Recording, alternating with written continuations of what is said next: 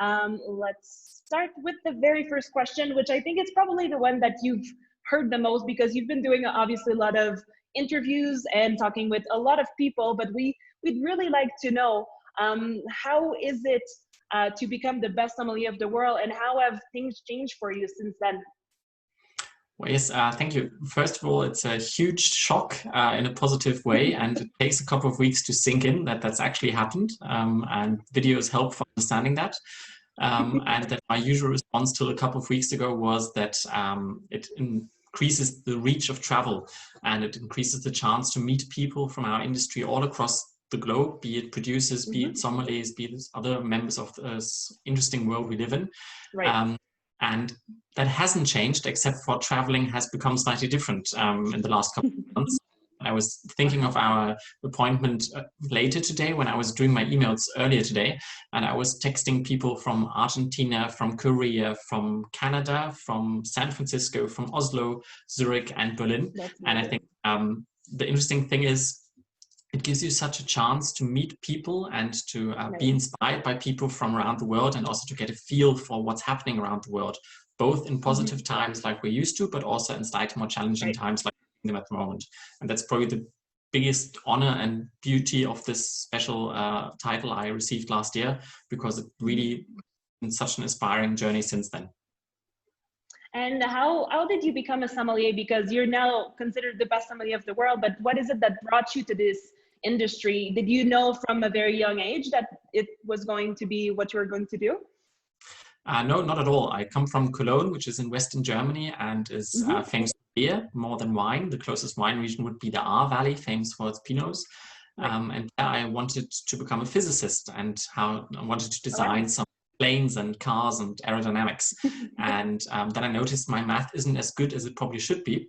And I wanted what I like to do and what I love to do. And that was always traveling, learning languages, and meeting people from around the world. And I always enjoyed to eat.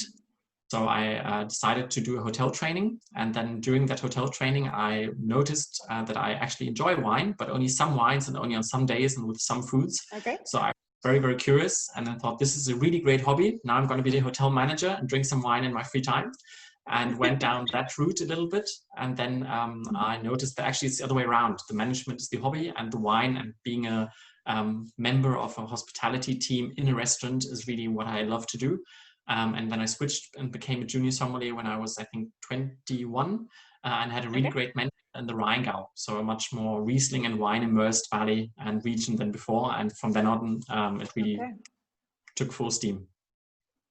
That's really interesting. And now, if I'm correct, you are the head sommelier for Baur in Switzerland. Isn't that correct? Yes, I traveled through Germany and worked in different parts, but then 3.5 years ago, I wanted to move to Switzerland. I found this great job in Zurich, which is the German-speaking part of Switzerland and the largest city. And here I work for a classic hotel called Baur, which is still family-owned by the same family since 176 years.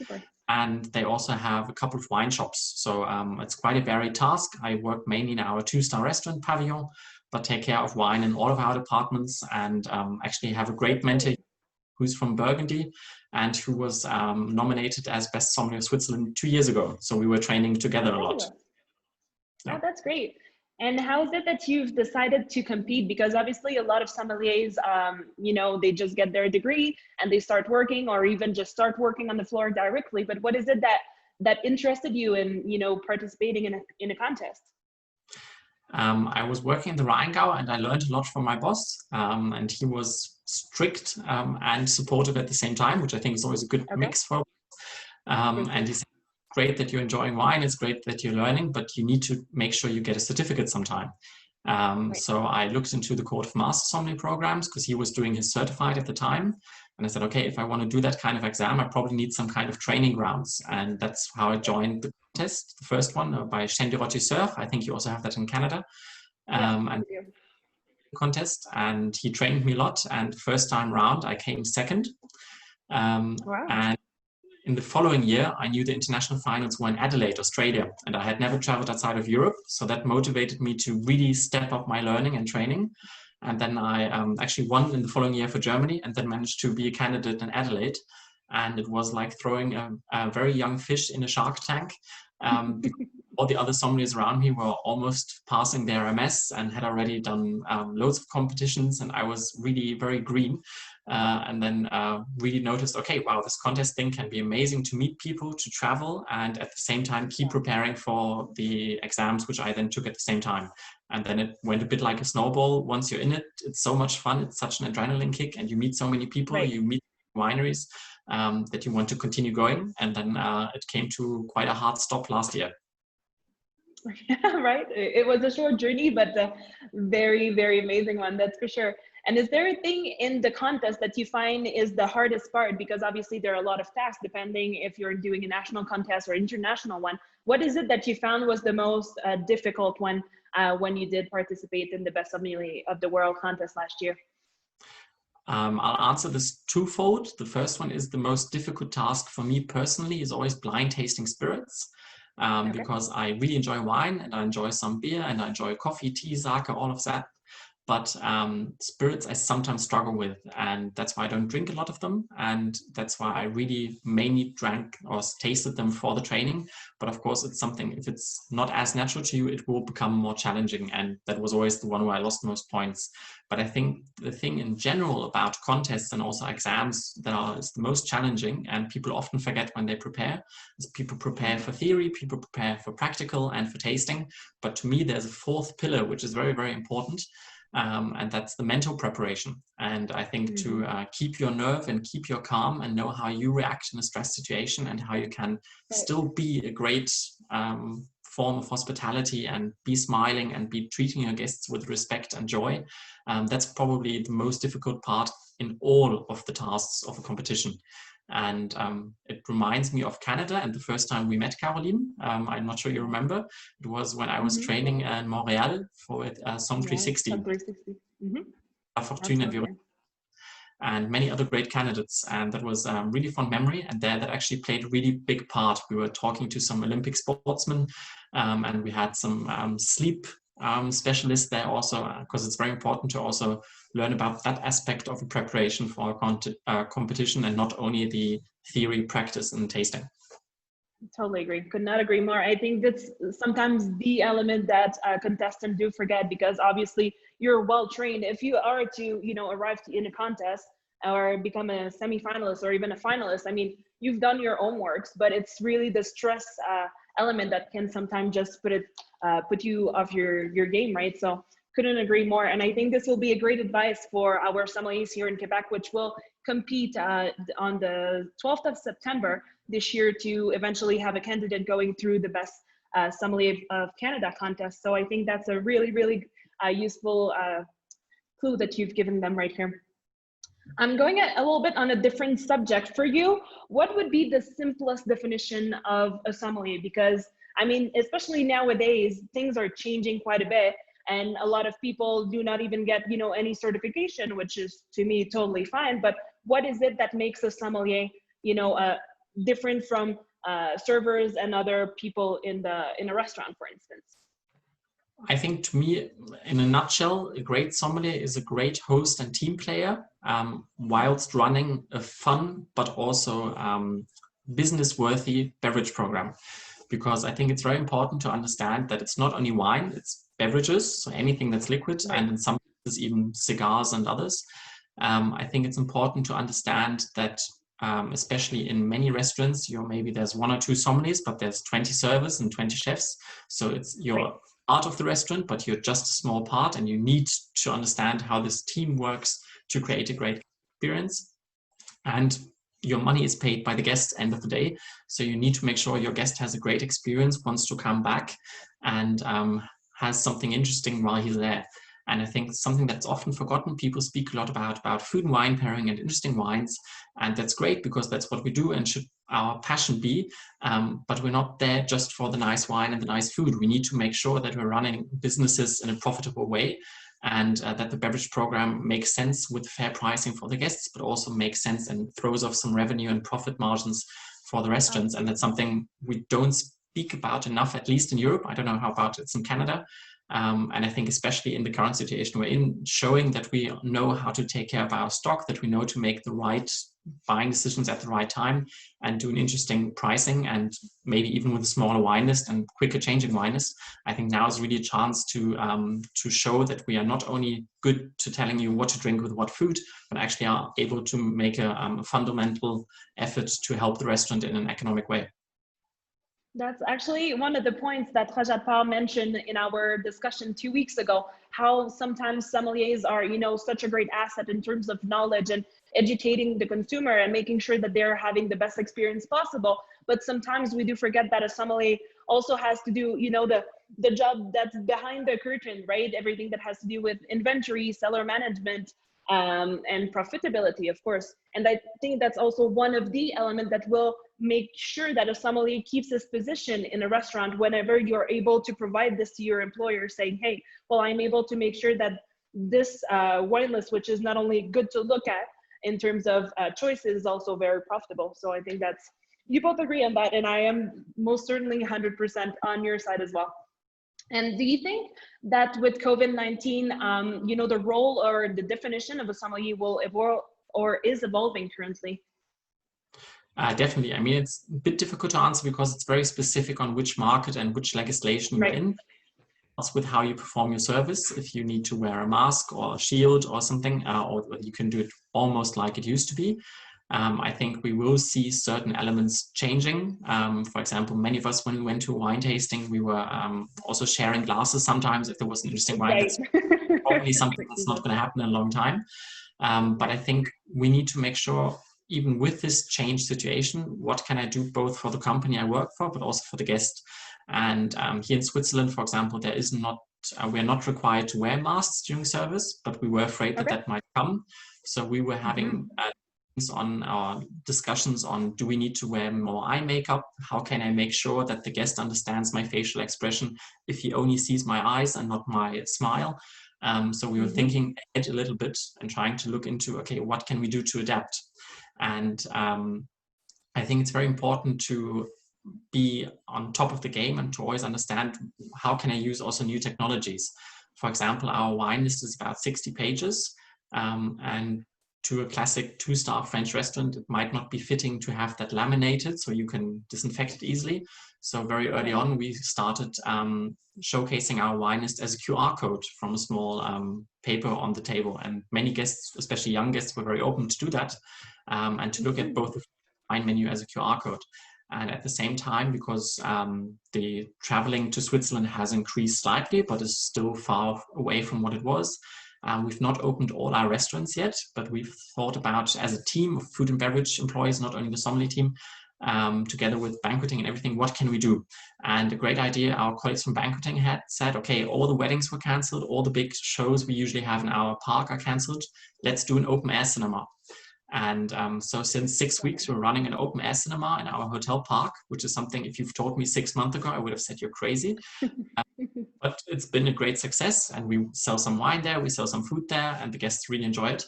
And I think, to me, this just shows that we need to become creative and think, okay, what resources do I have? What capabilities does our team have? And how can I use my insights and my experience to help in making this idea or this project a success? Yeah, that's very interesting. As we were discussing just before this meeting, I thought it was a super great idea because you're obviously normally thinking inside the box, right? A restaurant, what can it do? Offer new experiences, but having, an open air cinema would, as you just said, is not something that would come up to mind very, very quick in a normal context. But I think that it's making the most out of what we have and what we have to deal with right now. So I think it's actually a very fabulous idea. Another question. Apart from that, have you have to make other very important changes because of COVID-19? And I'm talking in terms of, is the rotation of your stock the same? Because obviously there's less people coming to the hotel, I suppose, and having some of the restaurants closed also is not,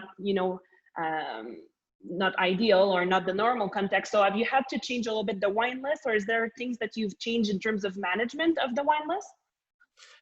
Definitely. I mean, with us, it's a bit of a special situation because we source mainly from ourselves, because we are the our importer itself. It's something that wouldn't work in the 3-tier model, but we can actually import it ourselves and then sell it at the hotel.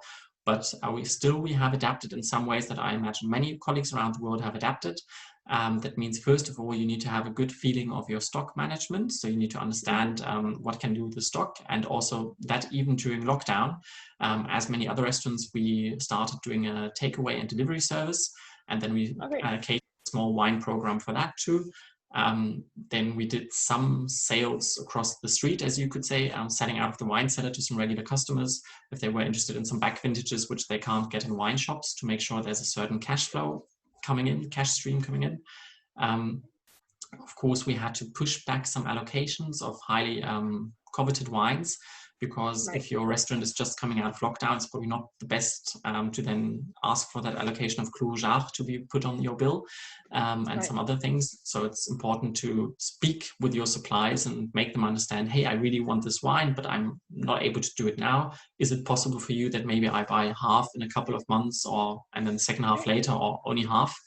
And to understand also to become more dynamic. And there was a panel of master sommeliers from America on Guild Somm, and they said something really interesting. They said, we're probably going to see more wine lists written on with chalk on black, what's the English term?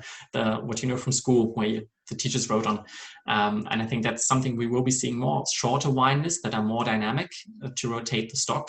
And then once that cash has come in, we'll probably see slightly more cautious buying decisions, as they're not big banquetings anymore. And I think it's important to understand what you have in your cellar. Is there anything you should be worried about that it might go off, especially if you have some champagne that's non-vintage style that's been in. Look at the buying dates, some certain styles of white and rosé which are made to drink young. What can you do now in terms of promotions to make sure they move quicker? And that's what we've been trying to do a little bit. That's actually very great, and also inspiring, because a lot of restaurants here as well, have those huge wine lists, and the management and, the rotation of the stock is a great challenge. But I totally agree. Having, those wines a little bit more on, written by chalk gives you a little bit more, flexibility, and ensures also that you go through the stock that you need to go through. So that's actually a great management idea. I've just received, I was looking at my cell phone because one of the sommeliers here in Quebec just texted me. And I know this is a question that you've answered in the interview that you made with Star Wine List, but they were asking, is there any tips that you could give us in terms of studying? Are there any things that you do differently, or that you wish you would have done differently while preparing for contests? I think the biggest mistake people do is they dive straight for the topic itself. They say, okay, I need to learn about, let's say, wines from Eastern Europe, and they go straight to it. I think it's really worth investing 1 or 2 weeks learning about yourself and learning about learning techniques, because everybody learns very differently. We all know from the Somm movies that some people do great stuff with tracing paper and maps. The kitchen still shouts at me when I write down the order because my handwriting is terrible, my drawing is non-existent. Doesn't work for me. So I need to find out what can I do that works for me. And for me, it's black and white Excel sheets. But everybody works slightly differently. And I think it's important to spend some time reading up on learning techniques, learning apps, learning programs, be it colors, be it Post-its, be it spreadsheets, be it flashcards in paper or on electronic form, and to understand what is the best thing for you, and maybe do 1 or 2 trials on a certain topic you think you know well, and then really test yourself with it. And then to do that before you go for the theory itself. And then it's always important when all of these learning techniques agree. One thing is spaced repetition. So looking back at things that you think you know well, but then suddenly find out, oh, maybe it's too long that I looked at it. And also to look at the same topic from several angles. Let's say Super Tuscans, it's a super long you need to learn. But if you break that down into smaller pieces, the first 5, the most expensive 5, the Merlot-driven ones, the Sangiovese-driven ones, or the ones from big names like Antinorio, Frescobaldi, you will have the same wine popping up on 2 or 3 flashcards or lists. And that way, with those cross-references in mind, it will stick more easily when you get asked it. Yeah, that's a very, very good advice. And I have a specific question regarding your performance back in Antwerp last year. I wondered to which extent you had studied what was typical of Belgium, because obviously the country hosting was Belgium. So one would think that there should be more questions regarding that particular countries and whichever beverage they produce. Was there, a part of your study that was dedicated to that? Or is it through the activities that were organized just before the contest that you learned just more about the local production? It was a mix of both. I was very fortunate that both my hotel team, but also the team from the German Sommelier Association was very, very supportive. And we were actually training as a team together with Per Holl, the German Sommelier Association, and a master sommelier called Frank Kemmer, who was my coach, and together with Joe, who was the candidate for South Africa, and some other friends from Germany. And we did 2 trips to Belgium. One was with really great sommelier friends around Brussels, where we visited very many Belgian breweries during one day. And we then looked also at some classic Belgian cuisine. And then there was another trip organized by William Wouters, where several candidates from Europe gathered together and were training in Genk. And there we also understood a lot about Belgian culture, Belgian cuisine, and of course Belgian specialties. And because the big beverage in Belgium is beer, we did some tastings of the German world champion beer sommelier, as his title is, to specifically look at the classic Trappist styles and some of the classic Belgian styles like Lambic, are now all over the world thanks to the craft beer movement. But it was very important to look into that and also to remember some of the foods that you could recommend if you get it the other way around. So you get the wine, then have to come up with a menu. And I think it's very important to show that respect to the hosting country, because they put on a lot of effort and years of work to prepare. And I think it's a great way to also fund some strong bonds over decades. For example, now we're all looking forward to the Best Sommelier of Europe and Africa in Cyprus in November. And then I assume there will be Cypriotic witness part of the week of the program. So it would make sense for candidates maybe to look into that. And I think it's something that stays with you for life. For example, before the preparation for the World Cup, although I come from Cologne, I was not a big beer fan. But thanks to those preparations, I rediscovered some beer styles I really enjoy and I'm still drinking today. And I think it shows that sometimes you can be surprised by certain things where you thought it's not your thing, but if you really look into it, you will have some pleasant surprises. That's very interesting, because I think that obviously, as you said, paying respect, I think is an important part of an hosting country, especially in regional or even international contests. I could not agree more. And we have a question from Michel in the chat here. He says, did you observe a shift or increase in local wine consumption in the context of COVID-19? And I think he's asking that because a lot of what we've been seeing, especially here in Quebec, is a focus on local producers, local vineyards, a lot of buy local and help the local economy. Is that a thing that you're seeing as well in Switzerland, knowing that a lot of your consumers are actually tourists? Yes and no. I mean, Switzerland is a very proud country, which is like Asterix, a village inside of the Roman Empire. It's a bit of Switzerland inside the European Union. And the Swiss only export less than 1% of their own wine production. So the Swiss are always drinking a lot of Swiss wine, especially white wine. And that has not changed during COVID. Perhaps it's gone up slightly, significantly. We have seen the way or the place where people drink change. It's become much more direct to consumer business, which is not good for us restaurants, but that's sadly the case even now after the lockdown was lifted.